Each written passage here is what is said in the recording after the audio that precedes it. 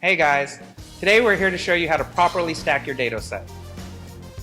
So to properly set up just your outer blades, you do not want your teeth to touch, so you want them offset so that when you tighten them, there's no movement and your blades do not touch each other.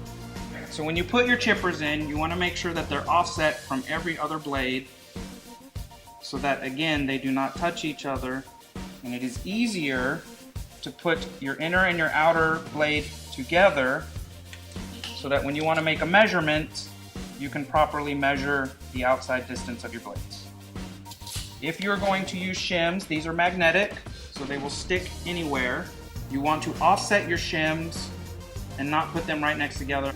Also, if you do not have magnetic shims, you can use a drop of WD-40 that will help stick it to the blade.